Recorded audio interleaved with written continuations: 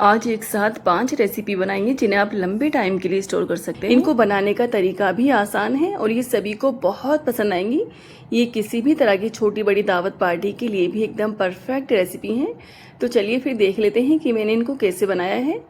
सबसे पहले हम तंदूरी मोमोज बनाएंगे। इनको बनाने का तरीका बेहद आसान है और ये बच्चे बड़े सभी को बहुत पसंद आएंगे। इसके लिए ये मैंने घर का बना हुआ पनीर लिया है। आप मार्केट का पनीर भी ले सकते हो। इसको देखिए इस तरीके से बारीक बारीक तोड़ लेंगे। अगर आप चाहो तो इसको कद्दूकस से घिस लें। ये 2 उबले हुए आलू लिए हैं। आलू को उबालने के बाद ठंडा कर लेंगे और आलू को भी देखिए इस तरीके से बारीक बारीक तोड़ लेंगे। अब इसमें गरम मसाला, भुना कटा हुआ जीरा, पिसी हुई लाल मिर्च, ओरिगेनो और नमक डालेंगे। इनको हाथ से अच्छे से मिक्स करेंगे। अभी मेरे पास हरा धनिया नहीं है। अगर आपके पास हरा धनिया है तो आप इसमें थोड़ा सा हरा धनिया भी डाल दें। अब इसमें से अपनी पसंद के हिसाब से बोल बनाएंगे। हमें जितने भी बड़े मोमोज बनाने हैं उसी हिसाब से इसकी बोल बना लेंगे। ये मैंने पूरे मिक्स की बोल बना ली है। अब एक बाउल में थोड़ा सा गेहूं का आटा या फिर मैदा लेंगे। ये मैंने गेहूं का आटा लिया है। इसमें टेस्ट के हिसाब से नमक डालेंगे। इसमें जरूरत के हिसाब से पानी डालेंगे और इसका एक मीडियम सा घोल बना लेंगे। इसका देखिए इस तरह का एक मीडियम सा घोल बना लेंगे। अब इसमें से एक बोल लेंगे। इसको घोल में डिप करेंगे। इसको घोल से अच्छे से गीला करेंगे। अब इसको सूखे आटे से कोट करेंगे। अगर आप चाहो तो इसकी जगह मैदा भी ले सकते हो। अब इसको दोबारा से कोट करेंगे। इसको फिर से घोल में डिप करेंगे। अब इसको फिर से आटे से कोट करेंगे। इनको इस तरीके से डबल कोट कर लेंगे। इनको इस तरीके से डबल कोट करने से क्या है, ये स्टीम या फिर फ्राई करते वक्त फटते नहीं हैं। इसी तरीके से पूरे मोमोज को तैयार कर लेंगे। अगर आप चाहो तो इनको इस तरीके से तैयार करने के बाद फ्रीज कर सकते हो। इनको जिपलॉक बैग में या फिर एयरटाइट डब्बे में रख के फ्रीजर में डाल दें। इनको फ्रीजर में रख के आराम से 1 से 1.5 महीने के लिए स्टोर कर सकते हो।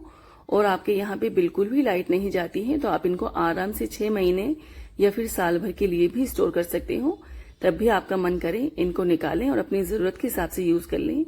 अगर आप चाहो तो इनको एयर फ्राई कर सकते हो, लेकिन मैं इनको फ्राई करूंगी। इनको फ्राई करने के लिए ऑयल को ज्यादा तेज गर्म नहीं करेंगे। इसमें एक एक करके जितने भी मोमोज आसानी से आ जाएंगे उतने डाल देंगे। अब इनको मीडियम टू हाई फ्लेम पे सब तरफ से अच्छा सा कलर आने तक फ्राई कर लेंगे। फ्लेम को बिल्कुल तेज नहीं रखेंगे। अगर फ्लेम को तेज रखेंगे तो ये मोमोज क्या है, फ्राई तो हो जाएंगे लेकिन अच्छे से क्रिस्पी नहीं होंगे। इसलिए इनको मीडियम टू हाई फ्लेम पे सब तरफ से अच्छा सा कलर आने तक फ्राई करेंगे। इनको बराबर इसी तरीके से चलाते रहेंगे जिससे क्या है, मोमोज सब तरफ से एक जैसे फ्राई हो। एक बैच को फ्राई होने में करीब 8 से 10 मिनट लग जाएंगे। ये मोमोज देखा अपने फ्राई हो गए हैं। इनको पैन में से निकाल लेंगे और बाकी के मोमोज को भी इसी तरीके से फ्राई कर लेंगे। आप मुझे सच्ची सच्ची बताइए, क्या आपने आज से पहले कभी भी इस तरह से पनीर या फिर चिकन के मोमोज बनाए हैं? अगर बनाए हैं तो मुझे कमेंट में लिख करके बताइएगा जरूर। और अगर नहीं बनाए हैं तो मेरे कहने से एक बार इस रेसिपी को जरूर ट्राई कीजिएगा। आई होप ये आपको बहुत पसंद आएंगे। अब इनके लिए एक तंदूरी मसाला तैयार करेंगे। पैन में 2 से 3 चम्मच बेसन डालेंगे। इसमें पिसी हुई लाल मिर्च, गरम मसाला, भुना कुटा हुआ जीरा और नमक डालेंगे। इसमें 1 चम्मच लहसुन अदरक का पेस्ट डालेंगे। इसमें 3 से 4 चम्मच दही डालेंगे। इसमें करीब 2 चम्मच तेल डालेंगे। ये मैंने सरसों का तेल डाला है। अब इनको अच्छे से मिक्स करेंगे। आप इसमें सभी चीजों की क्वांटिटी अपनी जरूरत के हिसाब से थोड़ी बहुत कम ज्यादा कर सकते हो। इसके कलर को थोड़ा अच्छा करने के लिए इसमें थोड़ा सा ऑरेंज फूड कलर डालेंगे। कलर इसमें बिल्कुल ऑप्शनल है, अगर आप चाहो तो स्किप कर सकते हो, लेकिन कलर डालने से क्या है, दिखने में भी थोड़े अच्छे लगेंगे। कलर को इसमें अच्छे से मिक्स कर लेंगे। इस तरीके से ये हमारा तंदूरी मसाला भी बनके तैयार है। इसमें मोमोज को डालेंगे और मसाले को मोमोज पे देखिए इस तरीके से सब तरफ अच्छे से लगाएंगे। अगर आप चाहो तो इनको एयर फ्राई में डाल के करीब 8 से 10 मिनट एयर फ्राई कर लें, लेकिन ज्यादातर लोगों के पास एयर फ्राई नहीं होता है, इसलिए मैं आपको इनको नॉर्मल गैस पे ही बनाकर दिखाना चाहूंगी। इस स्क्यूअर में करीब 5 से 6 मोमोज लगा लेंगे। मैंने 3 स्क्यूअर तैयार कर ली हैं। अब इनको गैस पे देखिए इस तरीके से सेकेंगे। स्टिक को इस तरीके से घुमाते जाएंगे और इन पे हल्के हल्के से स्पॉट आने तक इनको सेक लेंगे। हर बार की तरह इस बार भी मेरी आपसे एक छोटी सी रिक्वेस्ट है, आप मेरी वीडियो को कहाँ से देख रहे हैं मुझे कमेंट में लिख करके बताइएगा जरूर, क्योंकि आपके कमेंट पढ़ने के बाद यकीन मानिए मुझे बहुत अच्छा लगता है और मुझे पता भी तो चले कि आप कहाँ कहाँ से मेरी वीडियो को देख रहे हैं। मोमोज को स्क्यूअर में से निकाल लेंगे। अब इनको एक ओंडे से बर्तन में डाल लेंगे। इनके ऊपर से थोड़ा सा मेल्ट किया हुआ बटर डालेंगे। बटर डालने से क्या है, इनका टेस्ट कई गुना बढ़ गया है। अगर आप चाहो तो बटर की जगह देसी घी भी डाल सकते हो। वैसे आपने भी पनीर मोमोज, चिकन मोमोज, सोया मोमोज, बहुत तरह के मोमोज अलग अलग तरीके से बनाए होंगे और खाए होंगे, लेकिन मेरे कहने से मेरी इस रेसिपी को एक बार जरूर ट्राई कीजिएगा। आई होप ये आपको बहुत पसंद आएंगे और मैं आपको यकीन दिलाती हूँ, अगर आपने इस तरीके से भी एक बार भी पनीर मोमोज बना लिए ना, तो नेक्स्ट टाइम तब भी बनाने की सोचेंगे, इसी तरीके से बनाएंगे। इनको बनाने का तरीका जितना ज्यादा आसान है, आप मेरा यकीन मानिए, ये टेस्ट में उससे कई गुना ज्यादा अच्छे लगते हैं। अब ये मोमोज सर्व करने के लिए बिल्कुल रेडी हैं। आप इनको अपनी पसंद के हिसाब की सॉस, चटनी, चाय, किसी भी चीज के साथ सर्व कर सकते हो। आज कच्चे कीमे से बनने वाले 2 तरह के कबाब की रेसिपी शेयर करूंगी, जिन्हें आप लंबे टाइम के लिए स्टोर कर सकते हो। अगर ये मसाला डाल के कबाब बनाएंगे तो आप मेरा यकीन मानिए, बाकी की सारी रेसिपी भूल जाएंगे और नेक्स्ट टाइम तब भी कबाब बनाने की सोचेंगे, इसी तरीके से बनाएंगे। इस मसाले को भी आप ज्यादा क्वांटिटी में बना के फ्रीज कर सकते हो। इनको बनाने का बहुत ही आसान और एकदम परफेक्ट तरीका बताऊंगी। तो चलिए फिर देख लेते हैं कि मैंने इनको कैसे बनाया है। इसके लिए ये मैंने 1 किलो कीमा लिया है। आप मटन का, चिकन का, बड़े का, किसी का भी ले लें। ये मैंने बड़े का कीमा लिया है। ये 2 प्याज लिए हैं, इनको रफली काट के इसमें डाल देंगे। अब कीमे को थोड़ा थोड़ा करके जार में डालेंगे और इनको मिक्सी की हेल्प से बारीक पीस लेंगे। अगर आपका जार बड़ा है तो आप इनको एक बार में ही पीस लें। कीमे को देखिए इतना बारीक पीस लेंगे। अब कबाब के लिए एक मसाला तैयार करेंगे। ये मैंने सीखे हुए चने और सीखे हुए मूंगफली के दाने लिए हैं। काफी हद तक इनके छिलकों को हटा लिया है। इसमें थोड़ी सी फ्राई की हुई प्याज डालेंगे। अगर आपके पास फ्राई की हुई प्याज नहीं है तो आप पहले 2 प्याजों को फ्राई कर लें। इसमें 1 चम्मच जीरा और करीब 15 से 20 कली लहसुन की डालेंगे। लहसुन को मैंने छीला नहीं है, हल्का हल्का से इसके छिलके को हटा लिया है। इसमें 1 टुकड़ा अदरक का डालेंगे। इसमें करीब 5 से 6 हरी मिर्च डालेंगे। ये थोड़ी सी मिर्ची लाल हो गई थी, इनको भी मैंने इसी में डाल दिया है। अब इनको जार में डाल के बारीक पीस लेंगे। इस तरीके से इसका एक मसाला तैयार कर लेंगे। अगर आप चाहो तो इस मसाले को ज्यादा क्वांटिटी में बना के फ्रीज कर सकते हो, तब भी आपका मन करे इसको निकालें और अपनी जरूरत के हिसाब से यूज कर लें।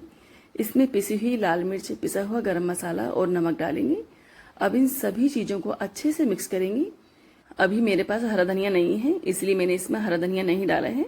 अगर आपके पास हरा धनिया है तो आप इसमें करीब 1 मुट्ठी हरा धनिया को बारीक बारीक काट के इसमें डाल दें। अब इसमें से अपनी पसंद के हिसाब से कबाब बनाएंगे। हमें जितने बड़े कबाब बनाने हैं उतना कीमा लेंगे। लगभग आधे कीमे के मैंने लंबे वाले कबाब बना लिए हैं और ये जो आधा कीमा बचा है इसमें से देखिए इस तरह की गोल टिक्कियां बनाएंगे।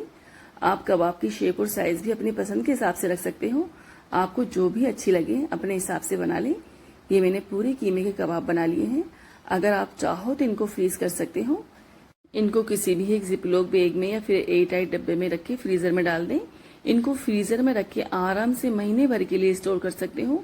ये बिल्कुल भी खराब नहीं होंगे। तब भी आपका मन करे इनको निकालें और अपनी जरूरत के हिसाब से यूज कर लें। अब इनको फ्राई करेंगे। पैन में थोड़ा सा ऑयल डालेंगे। पैन में जितने भी कबाब आसानी से आ जाएंगे उतने जमा देंगे। अब इनको लो टू मीडियम फ्लेम पे सब तरफ से अच्छा सा कलर आने तक सेक लेंगे। इनको सेकने में करीब 4 से 5 मिनट लग जाएंगे। ये कबाब भी देखा आपने सिक गए हैं। इनको पैन में से निकाल लेंगे और बाकी के कबाब को भी इसी तरीके से सेक लेंगे। वैसे ये कबाब सर्व करने के लिए बिल्कुल रेडी हैं। आप इनको अपनी पसंद के हिसाब की सॉस या फिर चटनी के साथ सर्व कर सकते हो, लेकिन इनको और टेस्टी बनाने के लिए इनके लिए एक मसाला तैयार करेंगे। पैन में थोड़ा सा बटर डालेंगे। इसमें 1 चम्मच बारीक चॉप किया हुआ लहसुन डालेंगे और लहसुन को हल्का सा भून लेंगे। लहसुन को ज्यादा लाल करने की जरूरत नहीं है, इस तरीके से हल्का सा भूनेंगे। अब ये मैंने 3 तरह की शिमला मिर्च ली है, थोड़ा सा पत्ता गोभी लिया है और थोड़ी सी फ्रोजन गाजर ली है। इनको पैन में डाल देंगे। अब इसमें कुटी हुई लाल मिर्च, कुटी हुई काली मिर्च, ओरिगेनो और नमक डालेंगे। इनको मीडियम टू हाई फ्लेम पे करीब 2 से 3 मिनट भूनेंगे। इनको ज्यादा गलाने की जरूरत नहीं है, बस हल्का सा सॉफ्ट होने तक भून लेंगे। ये 1 चम्मच कॉर्नफ्लोर लिया है। इसमें करीब आधा गिलास पानी डालेंगे और इनको मिक्स करेंगे। इसका देखिए इस तरह का एक घोल बना लेंगे। ये वेजिटेबल्स भी देखा आपने हल्की सी सॉफ्ट हो गई हैं। अब हमने ये जो घोल बनाया है इसको भी इसी में डाल देंगे।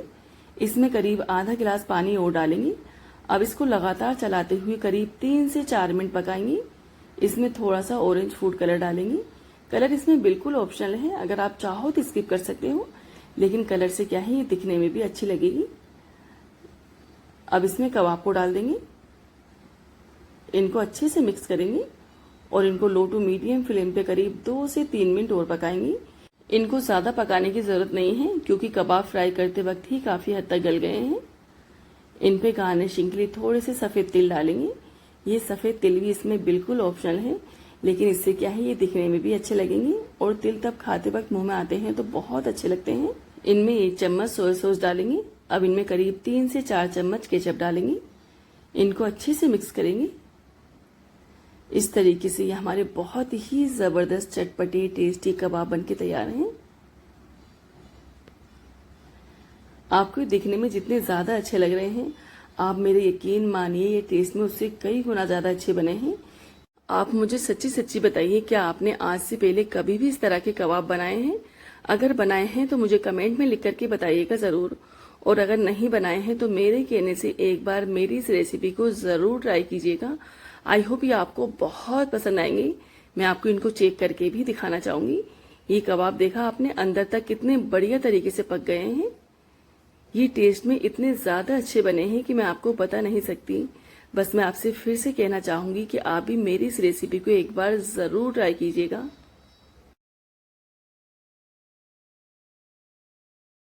अब हम नेक्स्ट रेसिपी बनाएंगे। कोई भी एक फ्राई पैन या फिर कढ़ाई लेंगे। गैस को मैंने ऑन कर दिया है। इसमें थोड़ा सा घी या फिर ऑयल डालेंगे। ये मैंने देसी घी डाला है। इसमें कबाब को जमा देंगे। अब इनको भी लो टू मीडियम फ्लेम पे सब तरफ से अच्छा सा कलर आने तक सेक लेंगे।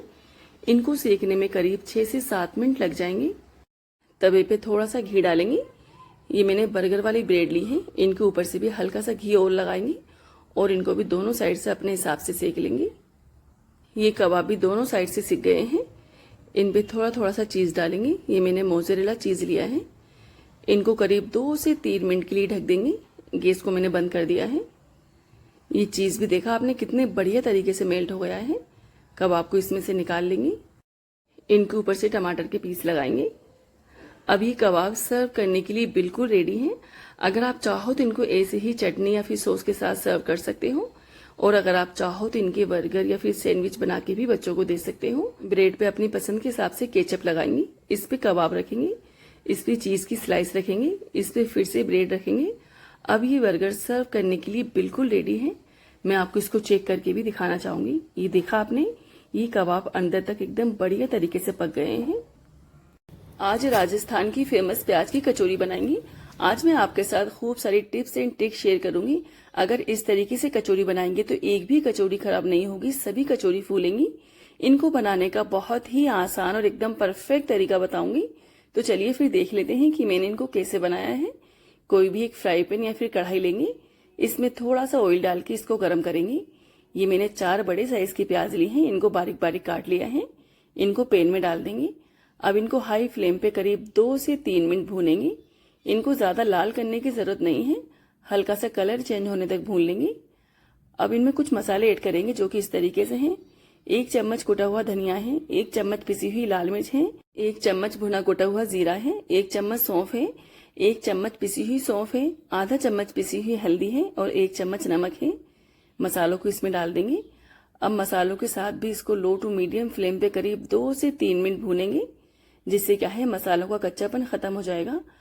इसमें 2 चम्मच फुल भर के बेसन डालेंगे। अब बेसन को भी लगातार चलाते हुए करीब 2 से 3 मिनट भूनेंगे। अगर आप चाहो तो इसमें बेसन को सेक के भी डाल सकते हो। अगर आप इसमें बेसन को सेक के डाल रहे हैं तो इस वक्त इसको भूनने की जरूरत नहीं है। इसकी भुनाई करते हुए करीब 2 से 3 मिनट हो गए हैं। इसमें 1 चम्मच चाट मसाला और 1 चम्मच शक्कर डालेंगे। अगर आप चाहो तो इसमें शक्कर की जगह टमाटो केचप भी डाल सकते हो। इनको अच्छे से मिक्स करेंगे। अब इसमें उबले हुए आलू डालेंगे। आलू को उबालने के बाद देखिए इस तरीके से बारीक बारीक मैश कर लेंगे। आलू को इसमें डाल के अच्छे से मिक्स करेंगे। इस वक्त गैस को बंद कर देंगे। इस फिलिंग को मैंने कचौरी के लिए बनाया है। अगर आप चाहो तो सेम इसी फिलिंग से समोसा, पराठा, सैंडविच अपनी पसंद के हिसाब से कुछ भी बना सकते हो। अगर आप चाहो तो इस फिलिंग को ज्यादा क्वांटिटी में बना के फ्रीज में रख के आराम से 8 से 10 दिन के लिए फ्रीज भी कर सकते हो। तब भी आपका मन करे अपनी जरूरत के हिसाब से कुछ भी बना लें। अभी इसको ठंडा होने देंगे। अब कचौड़ी के लिए डो तैयार करेंगे। मैदे में टेस्ट के हिसाब से नमक डालेंगे। ये मैंने 500 ग्राम मैदा लिया है। इसमें करीब 50 ग्राम कुकिंग ऑयल डालेंगे। इनको अच्छे से मिक्स करेंगे। आटे को देखिए इस तरीके से चेक करेंगे। अगर आटे की इस तरीके से मुट्ठी बन जाए तो समझ लें कि इसके अंदर मोइन बिल्कुल परफेक्ट है। अब इसमें जरूरत के हिसाब से थोड़ा थोड़ा पानी डालेंगे और इसका एक मीडियम सा डो लगा लेंगे। ये डो ना ही तो ज्यादा पतला होना चाहिए और ना ही ज्यादा सख्त होना चाहिए। जिस तरह का आटा हम रोटी के लिए लगाते हैं उसी तरह का डो लगा लेंगे। अब इसको करीब 8 से 10 मिनट के लिए ढक देंगे, जिससे क्या है ये डो थोड़ा सेट हो जाएगा। आप देख सकते हैं इसको ढक के रखने से ये डो कितना ज्यादा सॉफ्ट हो गया है।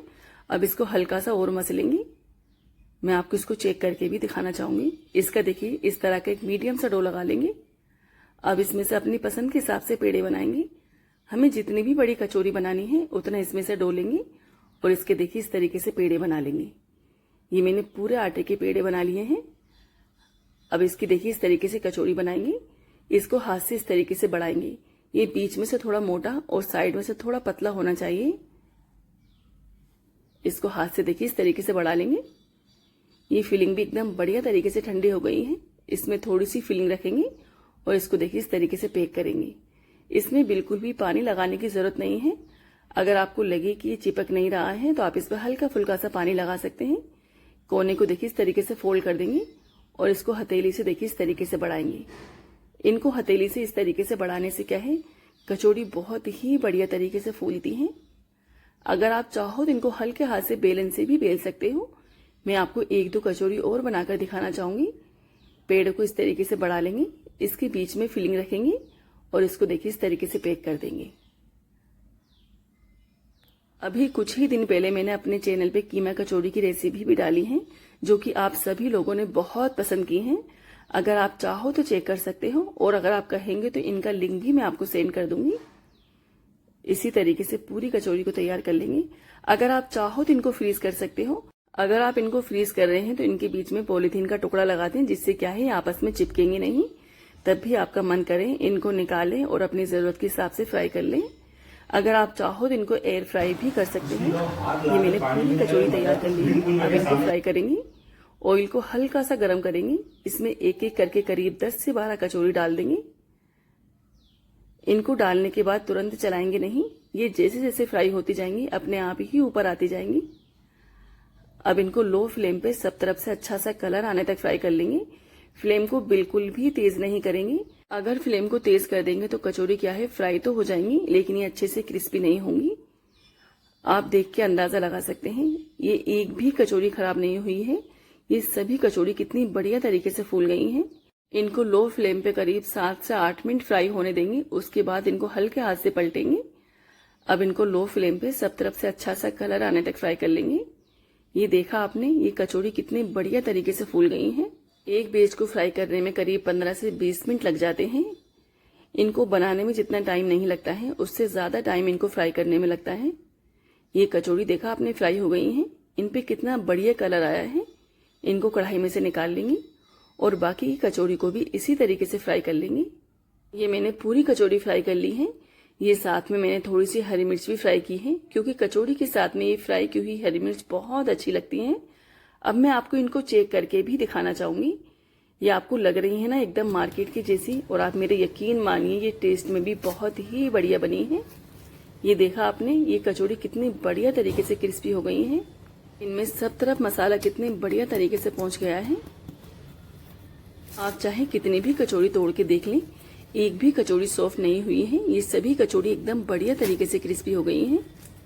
मुझे काफी सारे कमेंट आते हैं कि हमारी कचौरी क्रिस्पी नहीं बनती है या फिर फूलती नहीं है।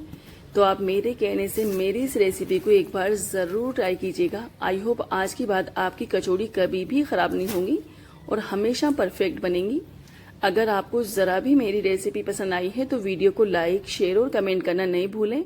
और चैनल पे नए हो तो चैनल को सब्सक्राइब भी कर दीजिएगा और बेल आइकन के बटन को दबाकर ऑल पे क्लिक कर दीजिएगा, जिससे क्या है मेरी सारी रेसिपीज आपको सबसे पहले देखने को मिलेंगी।